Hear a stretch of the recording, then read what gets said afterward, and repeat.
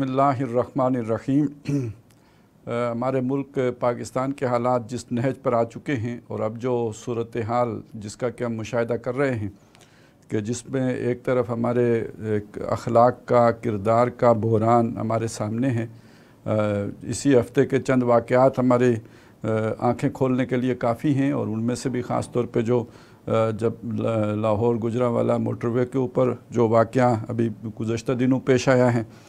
इस तरह के बहुत से वाक़यात इर्द गिर्द से रिपोर्ट हो रहे हैं। इसके साथ साथ झूठ, फरेब, दगा, मक्कारी, अहद की ख़िलाफ़ वर्जी और ये छोटे लोगों से लेकर तो आला ओहदेदारों तक जिस तरह ये चीज़ें अब रच बस गई हैं और माशरे की गोया अक़दार सी बन गई हैं, तो ये हमारे अखलाकी बहरान का इससे पता चलता है। इसी तरह जो इस वक्त हमारे माशी हालात हैं, फिर उस पर मुस्तज़ाद जो सियासी अफरा तफरी की सूरत है और जो भी इर्द गिर्द की सूरत हाल इस वक्त सामने आ रही हैं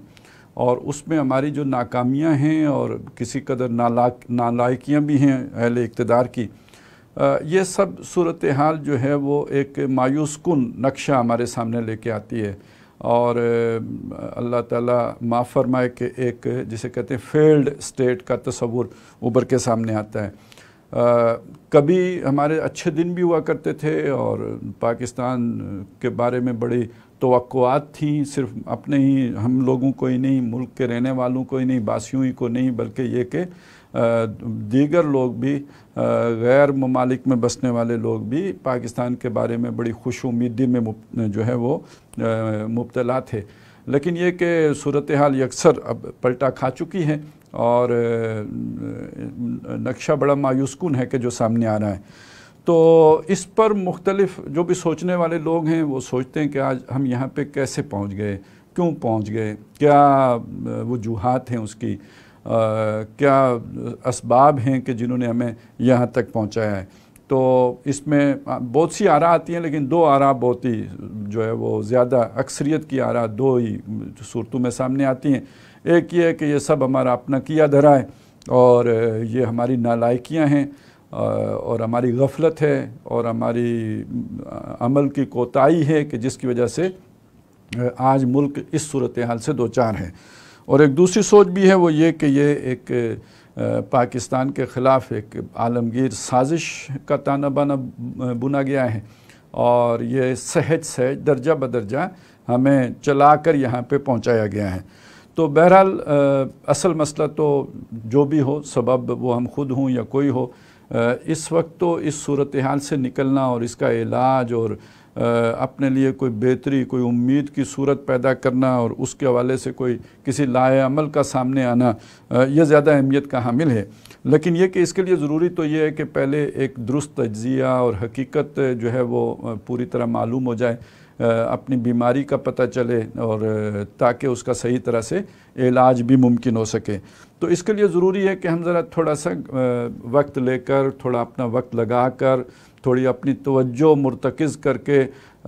पाकिस्तान के वकूफ़ पज़ीर होने या उससे पहले के हालात या जो उसका जो पाकिस्तान का जो पस मंज़र है उसको हम पूरी तरह निगाहों के सामने ले आएँ और उन सारे हालात को अच्छी तरह समझ लें और उन मकासद को समझ लें कि जो पाकिस्तान बनाने के पीछे कारफरमा थे, उन जज्बात को और मुहर्रिकात का अच्छी तरह तज्ज़िया कर लें। तो फिर रफ्ता रफ्ता अपनी तारीख़ का जायज़ा लेकर हम समझ पाएंगे कि ये इसमें हमारा कितना दखल है और ये कि जिनको हमने अपना हमदर्द समझा था उनका कितना दखल है। ये सारी चीज़ समझने के लिए हमें ज़रा तारीख़ के झरोकों में सफ़र करना पड़ेगा। तो इसके लिए सबसे पहले ज़रूरत तो इस बात की है कि हिंदुस्तान, मुत्तहिदा हिंदुस्तान, और जिसको मुत्तहिदा हिंदुस्तान बनाने में सबसे बढ़कर जो है वो हिस्सा मुसलमानों का है, वह उससे पहले तो कभी हिंदुस्तान शायद कोई कुछ अरसा अशोक के दौर में मुत्तहिदा रहा हो, वगरना ये कि ये तो मुख्तलिफ़ नवाबों की और जो भी उनके राजे थे उनकी राजदहानियाँ थीं, ये कभी मुत्तहिदा हिंदुस्तान के तौर पर रहा नहीं, एक रियासत के तौर पर मुत्तहिद नहीं रहा। तो ये तो मुसलमान थे जिन्होंने इस हिंदुस्तान को तवील अरसे तक मुत्तहिद रखा। तो फिर वो मुसलमान ही क्यों सबसे पहले उस हिंदुस्तान को तकसीम करने के दर पे हो गए और उससे जो एक अलहदा मुल्क बनाने के लिए उन्होंने एड़ी चोटी का ज़ोर लगा दिया मोहम्मद अली जिन्ना कायद आज़म की क़यादत में। تو اس کا پس منظر کیا تھا، کیا اسباب تھے، کیا جو حقائق تھے کہ جنہوں نے مسلمانوں کو اس چیز پر مجبور کیا کہ وہ اپنا پورا حصہ چھوڑ کر ایک بہت ہی حقیر حصے پر راضی ہو جائیں. حقیر اس معنی میں کہ ہجوم کے اعتبار سے اور جو بھی جغرافیہ ہے اس کے اعتبار سے پورے ہندوستان کے مقابلے میں تو بہت چھوٹا سا ایک حصہ لے کر مسلمان اپنے لیے ایک چھوٹے سے حصے پر قناعت کرنے کے لیے تیار ہو گئے. تو اس کا پس منظر کیا ہے، اس کے پیچھے کیا عوامل کار فرما تھے، اس کی کیا اصل حقیقت کیا ہے اور وہ اس وقت کے زمینی حقائق کیا ہیں. تو ہم نے حکمرانی تو کی جیسی بھی کی، لیکن یہ کہ اس کے بعد پھر یہ ہوا کہ جب انگریز آ گئے تو انگریزوں نے یہاں پر اپنی حکومت کو مستحکم کرنے کے لیے جو کام کیے ہیں، بہت سے کام کیے ہیں، ان میں سے ایک کام بہرحال ان کا جان بوجھ کر جو کیا ہوا کام تھا وہ یہ تھا کہ انہوں نے ہندوؤں اور مسلمانوں کے درمیان نفرت کے بیج بوئے ہیں. اور اسی وقت کے بوئے ہوئے بیج ہیں جن میں سے ایک بابری مسجد کا قضیہ بھی ہے جو ابھی ہمارے سامنے ہے. تو اس طرح کی بہت سے حرکتیں ہیں جو انگریزوں نے کی ہیں، اور ان میں سے ایک حرکت یہ بھی تھی کہ انہوں نے ہندوؤں سے انہوں نے کوئی خطرہ اس لیے نہیں محسوس کیا کہ ہندو پہلے بھی محکومی میں تھے، مسلمانوں کی محکومی میں تھے. اب وہ انگریز کی محکومی میں آ گئے تھے تو اس سے ہندو نے کوئی بہت بڑا فرق محسوس نہیں کیا، لیکن اس کے مقابلے میں مسلمانوں نے ریزسٹ کیا، مزاحمت کی، اس لیے کہ ان سے حکومت چھینی تھی. تو انگریز نے مسلمانوں کو ہدف پہ رکھا اور ہندوؤں کو سہولتیں بہم پہنچائیں آگے بڑھنے میں اور اٹھانے میں، اور اچھے عہدے ان کو دیے. تو اس کی وجہ سے ہندوؤں کو ایک سیاسی غلبہ بھی حاصل ہو گیا، ان کی ایک سماجی برتری بھی ہو گئی، تعداد میں وہ پہلے ہی سے زیادہ تھے. تو یہ ساری چیزیں بن کے جب انگریز نے یہ ٹھانی کہ وہ اب ہندوستان کو آزاد کر دے گا اور واپس انگلستان کو پلٹ جائے گا، تو اس وقت مسلمانوں کے اندر ایک یعنی یوں سمجھ لیجئے کہ ایک خطرہ انہوں نے اپنے لیے محسوس کیا کہ اگر انگریز چلا جائے گا، اور جو بھی اس وقت انگریز نے ہندوستان میں جو 1935 میں جو اسمبلیاں وغیرہ بھی بن گئی تھی الیکشن کے نتیجے میں، تو اگر اکثریت ہی کی بنیاد پر فیصلہ ہوگا حکمرانی کا تو اس میں تو ہمیں تو کوئی حصہ نہیں ملے گا، یعنی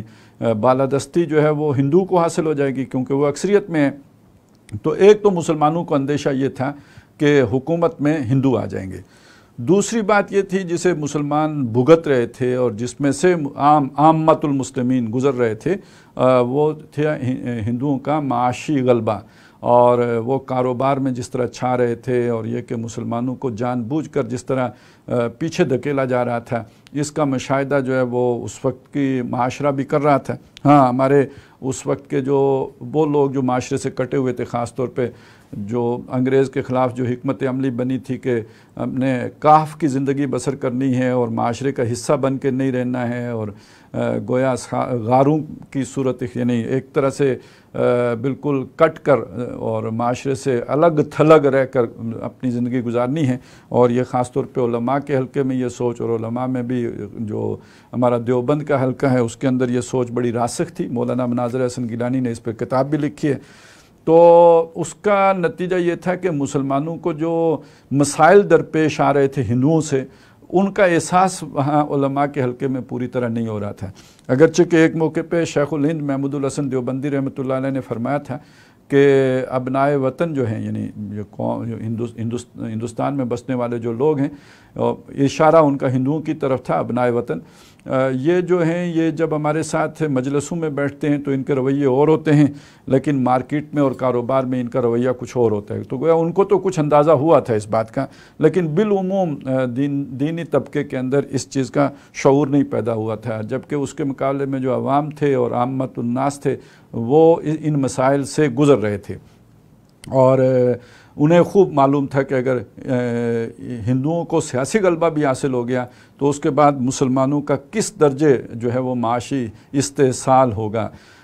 اگر بالکل عام سے الفاظ استعمال کیے جائیں تو گویا مسلمانوں کو بس کچرا اٹھانے کے کام کے لیے رکھ لیا جائے گا، اس سے زائد کوئی چیز جو ہے وہ مسلمانوں کے لیے شاید باقی نہیں بچے گی. اچھا، پھر بات یہیں پہ نہیں ختم ہوتی تھی، بلکہ اس سے آگے ایک سماجی شناخت کا بھی مسئلہ تھا مسلمانوں کے لیے. یہ جو خاص طور پہ آپ دیکھیں نا کہ اردو زبان کے تحفظ کی باتیں جو ہوتی تھیں، تو ایک ہمارا ظاہر ہے ایک ورثہ ہے، ہمارا اپنا ایک ادب ہے، ہماری ایک تہذیب ہے، ہمارا تمدن ہے، ہماری کچھ سماجی روایات ہیں، تو اس چیز کا بھی خطرہ تھا کہ یہ ساری چیزیں مٹا دی جائیں گی، ختم کر دی جائیں گی، ہمارے تمام نشانات جو ہے وہ غائب کر دیے جائیں گے، اور ہماری زبان مٹا دی جائے گی، ہمارا کلچر مٹا دیا جائے گا، اور شاید ہمیں مسلمان سے ہندو بننے پر مجبور کیا جائے گا۔ یہ وہ خطرات و خدشات تھے جو اس وقت مسلمان محسوس کر رہے تھے، اور یہ ان چیزوں کو بالآخر یعنی قائد اعظم کو بھی جو ہے اس کا احساس ہوا کہ مسلمانوں کے یہ خدشات و خطرات بجا ہیں، یہ بے جا نہیں ہیں۔ ابتداً تو انہوں نے بہت کوشش کی کہ ہندوؤں کے اندر رواداری پیدا ہو جائے، لیکن جب انہیں احساس ہوا کہ یہ ناقابل اصلاح قوم ہے ہندو، تو اب وہ مسلمانوں کے حقوق کے لیے کھڑے ہوئے، اور چونکہ جیسے ہم درد ہوتا ہے، درد ایک تھا، تو اس وجہ سے مسلمانوں نے ان کو اپنا رہنما ماننے میں کسی بخل سے کام نہیں لیا، کوئی وقت نہیں لگایا، بلکہ فوری طور پر ان کو باوجود اس کے کہ ان کی زبان عام مسلمانوں کی سمجھ میں نہ بھی آتی ہو، لیکن انہوں نے انہیں اپنے سر پہ بٹھا کے اور ان کے لیے قائد اعظم ان کو بننے کا موقع فراہم کر دیا۔ اور اب وقت نے یہ ثابت کر دیا کہ مسلمانوں کی یہ جو اجتماعی سوچ تھی اور اجتماعی سیاسی شعور تھا، اور جس کو آواز یا جس کو الفاظ قائد اعظم نے دیے تھے، یہ اس وقت کی صحیح ان حالات کی صحیح جو ہے وہ نبض شناسی تھی۔ آج اگر آپ بی جے پی کا ایجنڈا دیکھیں اور مودی کا ہندوستان دیکھیں، تو یہ ساری باتیں اب حقیقت بنتی نظر آ رہی ہیں۔ تو اگر خدا نخواستہ پاکستان نہ ہوتا تو یہ پورے خطے سے اسلام اور مسلمان اور ان کے خاتمے کی یعنی اس وقت صورت ہو رہی ہوتی، اور پاکستان کے ہوتے ہوئے بھی اب بھی یعنی اس ہندوستان سے اسلام کے اثرات کو مٹانے کا ایجنڈا وہ بی جے پی لے کر آگے چل رہی ہے۔ تو یہ گویا بی جے پی تو اس کو اب یہ سیاسی چہرہ نصیب ہوا ہے اس سوچ کو۔ تو ایک جو سوچ گاندھی دے رہے تھے یا جس کو وہ ایڈوکیٹ کر رہے تھے، یا یوں کہہ لیجئے کہ جو ڈیسیو کر رہے تھے، تو وہ سوچ ظاہری تھی، وہ سطحی تھی، وہ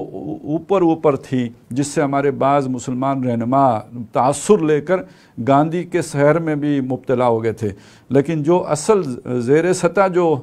کھچڑی پک رہی تھی یا جو لاوا ابل رہا تھا، وہ ہے کہ جو اب بی جے پی کی صورت میں ہمارے سامنے ایک بہت بڑے خطرے کے طور پر کھڑا ہے۔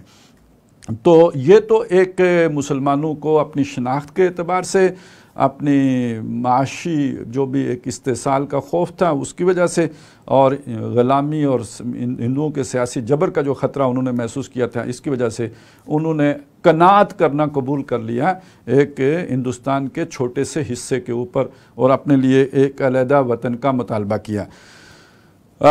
یہ تو یعنی یہ بھی ایک پہلو ہے جو ہمارے سامنے ابھی تک آیا ہے، جو یوں ہم کہہ سکتے ہیں کہ اس میں خوف کا عنصر اور خطرے کا عنصر اور خدشے کا عنصر غالب ہے۔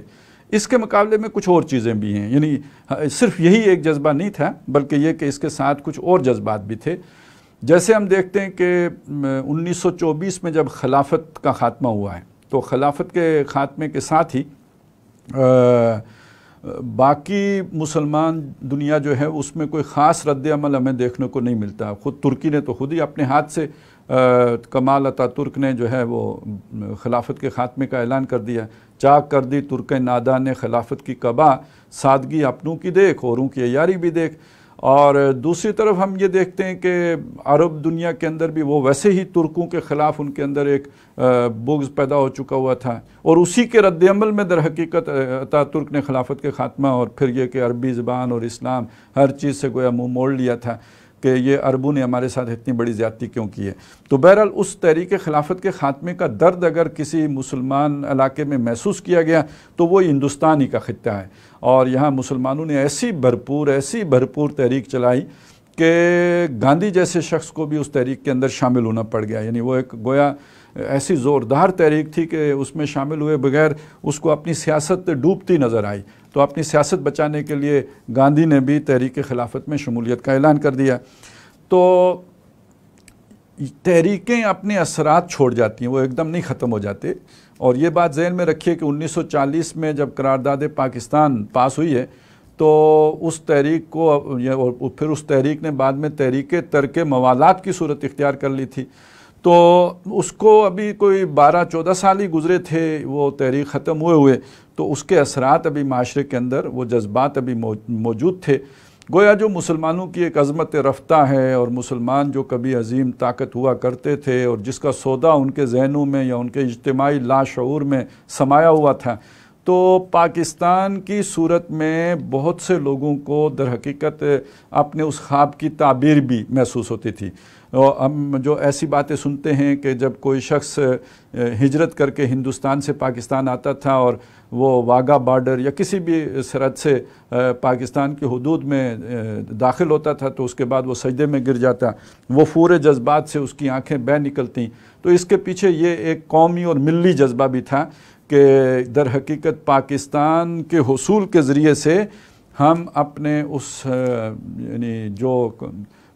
جس گردوں کے ہم ٹوٹے ہوئے تارے ہیں اس اوج ثریا کو دوبارہ حاصل کرنے کے قابل ہو سکیں گے۔ یعنی ایک پیچھے یہ ایک ملی سوچ بھی تھی، ملت کی خودی خوانی کا جذبہ بھی اس کے اندر موجود تھا۔ تو گویا اس کو ہم ایک مسلمان ملت کے جذبات پر قیاس کر سکتے ہیں۔ اس کے ساتھ ساتھ ایک چیز اور بھی تھی اور وہ بھی بہت اہمیت کی حامل تھی، اور وہ یہ کہ بہرحال جب یہ مغربی اقوام نے آ کے مسلمانوں کے اوپر اپنے پنجے گھاڑے ہیں تو استحصال بھی ہوا ہے، لوٹ کھسوٹ بھی ہوئی ہے، یہ سب کچھ بھی ہوا ہے، لیکن اس کے ساتھ ساتھ مغرب کے جو بھی تہذیب و تمدن تھا وہ بھی یہاں پہ چلا آیا۔ اس میں بری باتیں بھی تھیں، بہت سی بری باتیں بھی ہوں گی، اس میں اچھی باتیں بھی تھیں، اگرچہ کہ ہمارے کچھ لوگ تو وہ ہیں جو آج بھی اسی بات کے قائل ہیں کہ مغرب کی ہر شے بری ہے، اس کو اٹھا کے بھاڑ میں جھونک دینا چاہیے اور اس کو جدیدیت کا لیبل لگا کے اس کو رد کر دیا جاتا ہے۔ یہ ہمارے صرف علماء کے اندر اس طرح کی سوچ کے حامل لوگ نہیں ہیں، بلکہ بدقسمتی سے علماء میں کم، اور وہ لوگ جو انجینئر ہیں، ڈاکٹر ہیں، لیکن وہ مذہب کی طرف آتے ہیں اور مذہب کا گہرائی سے مطالعہ ان کا نہیں ہوتا ہے، وہ بیسیکلی سوشل سائنسز کے لوگ نہیں ہیں، وہ ریلیجیس فیلڈ کے لوگ بھی نہیں ہیں، وہ مطالعہ بھی ان کا اس طرح نہیں ہوتا ہے۔ ہاں ذہانت ہے ان میں، یہ جو ہے محنت کا جذبہ ہے، پروفیشنلز ہیں، بیسیکلی وہ نیچرل سائنسز کے لوگ ہیں، لیکن جب وہ مذہب کی طرف آتے ہیں تو وہ جس طرح سائنس میں ہر شے بلیک اینڈ وائٹ میں ہوتی ہے، کوئی گرے ایریا نہیں ہوتا، تو اسی طرح وہ مذہب کی چیزوں کو بھی دیکھتے ہیں،